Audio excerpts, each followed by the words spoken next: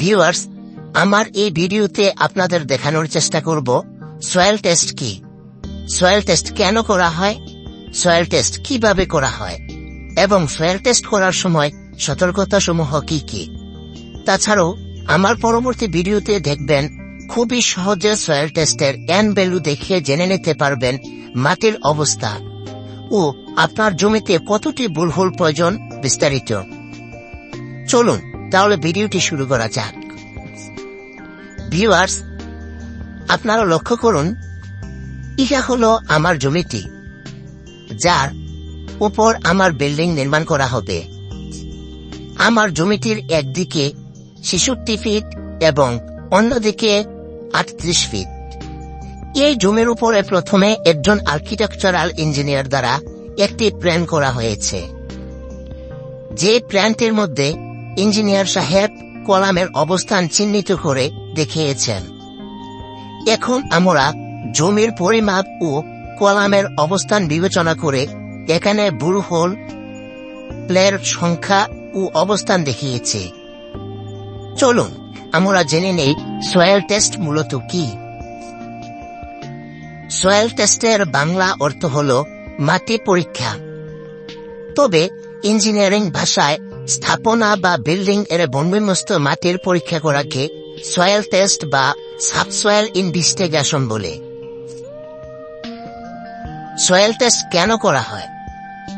ভূমিমস্ত মাটির নিরাপদ ভারবহন ক্ষমতা নিরূপণের জন্য সয়েল টেস্ট করা হয়। মনে রাখবেন, যে কোনো ধরনের স্থাপনা, যেমন আবাসিক ভবন, বাণিজ্যিক ভবন, স্কুল কলেজ, মসজিদ মন্দির, হাসপাতাল, শপিং কমপ্লেক্স, ব্রিজ কালভার্ট, সড়ক মহাসড়ক, rail line, airport, power plant ইত্যাদি ডিজাইনের জন্য সয়েল টেস্ট অপরিহার্য।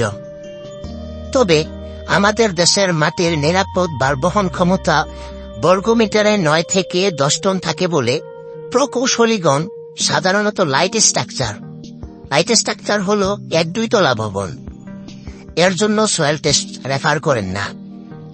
এই হালকা ভবনগুলো ফাউন্ডেশনের থেকে বেশি লোড আসে না। তবে অবশ্যই 3 অধিক ভবনের জন্য সয়েল টেস্ট জরুরি। মনে রাখবেন, সয়েল টেস্ট ছাড়া ডিজাইন করা আর ডাক্তারের প্রেসক্রিপশন ছাড়া ওষুধ খাওয়া একই কথা। ইহা ছাড়া বন্যমস্ত মাটির বৈশিষ্ট্য জানা কারো পক্ষে সম্ভব নয়।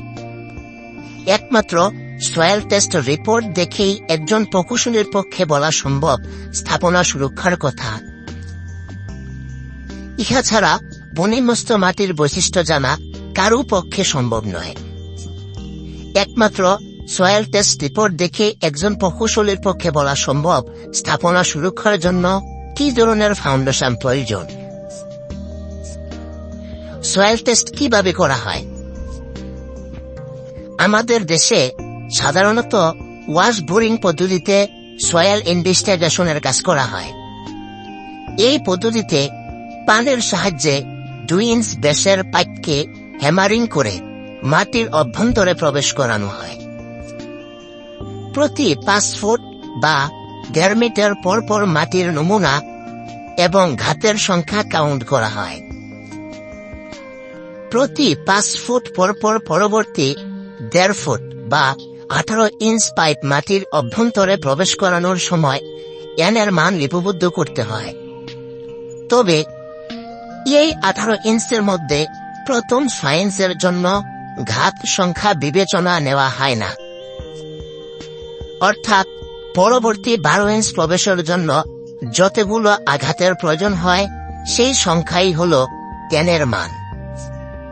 যদি 12 ইঞ্চ ঢুকাতে 15 বার ঘাতের প্রয়োজন হয়, তবে এর মান হবে 15।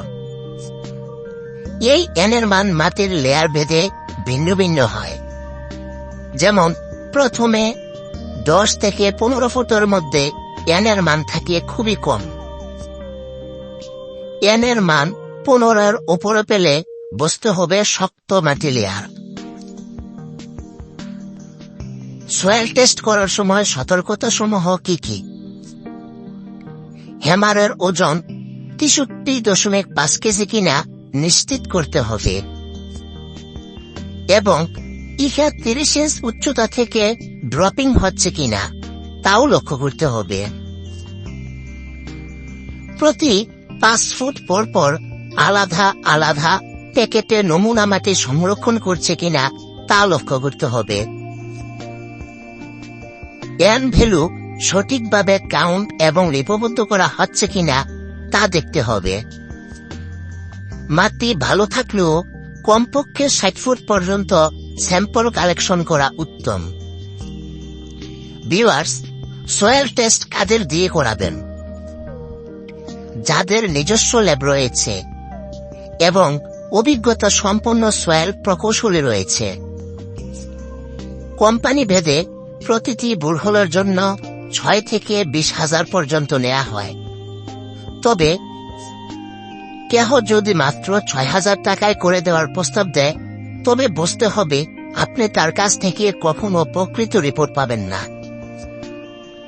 জেনে রাখুন, বুয়েট থেকে টেস্ট করালে শুধুমাত্র একটি বোরহোলের জন্য খরচ পড়বে 70 থেকে 80,000 টাকা, যেখানে physical and index properties, compaction and density test, direct shear test, triaxial shear test, strength and deformation characteristics, permeability and seepage characteristics ইত্যাদি টেস্ট সমূহ করাতে 8 থেকে 10,000 টাকা চলে যাবে।